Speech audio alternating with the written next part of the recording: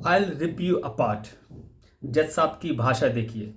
ये भाषा बिल्कुल वैसी ही है जैसे एक सड़क छाप गुंडा मवाली बोलता है ना कि मैं तुम्हें फाड़ दूंगा, मार दूंगा। ये भाषा है। बेशक ये इंग्लिश बोलते हों, लेकिन इनकी अंदर से इंसानियत या जो जो इनका इंसान है वो इसी तरह का है। अंदर से ये यही है। और इंग्लिश बोलने से कोई बहुत बड़ा नहीं हो जाता है। आपके अंदर आपकी भाषा बताता है कि आपके अंदर किसे कैसे हैं। जैसे सुनते सुनते थे ना फिल्मों में, एक खादी खादी वाला गुंडा, ये काले कोट वाले गुंडे हैं। ये इतनी बेजुबान। नुपुर शर्मा का मुझे एक केस याद आ रहा है जिसमें बोला था यू हैव ए लूज टंग, है ना। तो मुझे ऐसा लगता है आज के जजेस हैं जो माय लॉर्ड है, ये इतने घमंड में रहते हैं कि चाहे सरकार में हो या कोई विपक्ष में है, कोई आम आदमी हो, ये किसी को कुछ समझते नहीं हैं। और लूज टंग, नुपुर की चोट लूज टंग तो आप लोगों की हो गई है।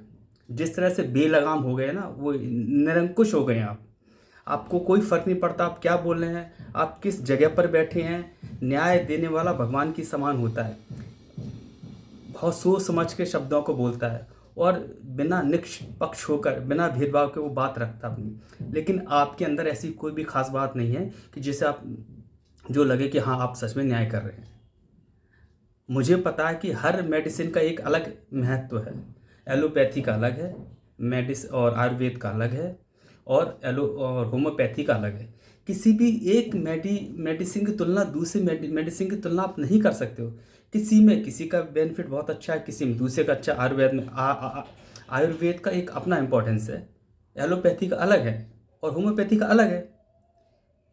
तो जिस तरह से आप ये मानते हैं कि रामदेव ने नियमों की अनदेखी की, लेकिन एक बात हमारे समाज में और होती है कि अगर वो झूठ जिससे किसी का नुकसान ना हो और भला हो जाए तो वो झूठ झूठ नहीं होता है। क्या ये जज साहब बात भूल गए क्या? कोविड के समय में जब लोग त्राही त्राही थे, अंदर से डरे हुए थे, आप क्या कर रहे थे? आपने क्या किया? आपका कोई योगदान नहीं था। और आपको ये बहुत बड़ी गलत फहमी में रहती है कि देश आप नहीं चला रहे हैं देश। ये देश, यहाँ के लोग, सरकार सिस्टम चला रही है। आपको रत्ती भर की ज़मीनी हकीकत नहीं पता होती है।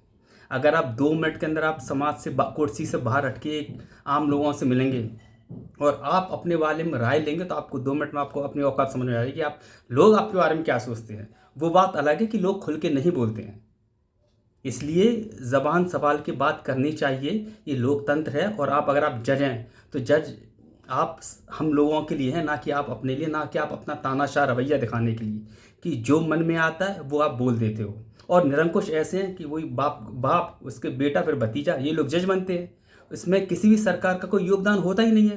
तो आपने क्या है सब। और मैं तो बोलता हूँ संविधान को अगर सबसे ज़्यादा इस देश में खतरा है तो ना राजनेताओं से है ना आम आदमी से। देश को अगर खतरा है संविधान, अगर इस देश में संविधान से अगर किसी को खतरा है तो जुडिशरी है। आप सिर्फ मनमानी करते हैं, आप अपने अहंकार को संतुष्ट करते हैं और आप इतने घमंड में, अहंकार में चूर होते हैं कि आप किसी को कुछ भी बोल देते हैं। और एक आम व्यक्ति न्याय के लिए तरसता रहता है और न्याय नहीं मिल पाता है। जिसके पास करोड़ों रुपए नहीं होगा, ना तो वो कपिल सिब्बल को रख पाएगा, ना वो अभिषेक मनु सिंघवी को रख पाएगा, ना कोई बड़े जितने भी जो सो कॉल्ड गैंग है लॉयर्स की, वही 4 4 10 15 जज लोग मिलके सुप्रीम कोर्ट चलाते। आम आदमी की पहुंच में सुप्रीम कोर्ट है ही नहीं। वो नहीं पहुंच सकता सुप्रीम कोर्ट। लोग तो पैसे का वहां में तो हाई कोर्ट नहीं जा पाते, सुप्रीम कोर्ट तो बहुत, तो ये आपकी व्यवस्था है। अगर कोई एक PIL डालना चाहे तो क्या करेगा? मैं डालना चाहूँ तो मैं क्या करूँ? मेरे पास पैसा ही नहीं है। मन मार के मैं रह जाऊंगा। और जिस रामदेव ने सिर्फ संकट के समय में एक कोरोनिल दवाई बनाई थी जिससे लोगों में विश्वास था, और उस दवाई में ऐसा क्या था? चूरन चटनी।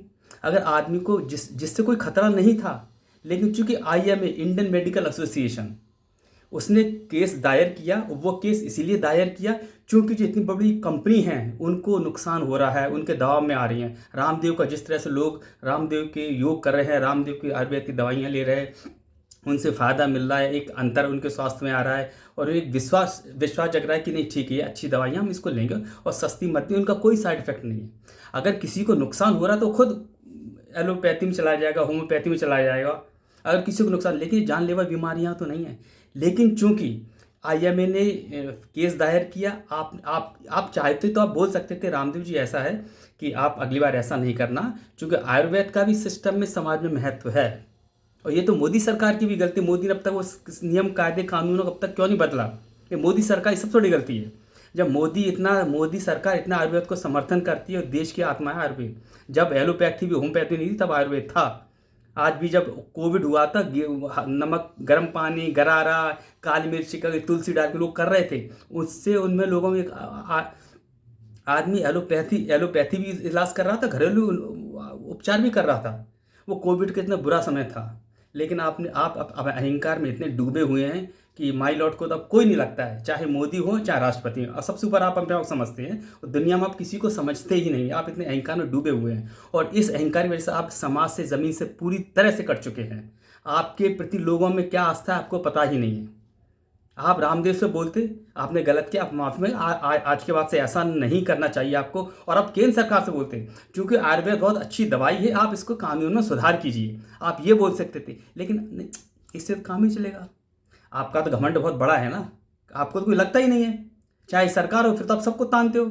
और ये घमंड बहुत अच्छा नहीं है। ये अभी तो लोग, अगर आपने यहाँ अपने आप पे संयम नहीं रखा, लोग गली गली चौराहे चौराहे आपको गालियाँ देंगे। ध्यान रखना मेरी बात को आप।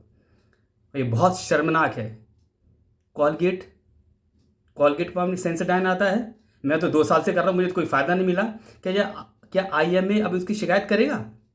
और मैं तो बोलता हूँ सुप्रीम कोर्ट का, अगर सुप्रीम कोर्ट में हिम्मत है, दम है, तो IMA से पूछना कि आपका जो फंडिंग कहाँ से आती है और अब क्या आपने एशियन पेंट को स्पॉन्सर अप्रूव कैसे कर दिया। ये सवाल तो सुप्रीम कोर्ट को IMA से पूछना चाहिए। रामदेव से क्या पूछोगे आप? अब पूछिए आप IMA से कि आप जो एशियन पेंट में और IMA का क्या लेन देन है, लेकिन आपने स्पॉन्सर किया, क्यों किया आपने?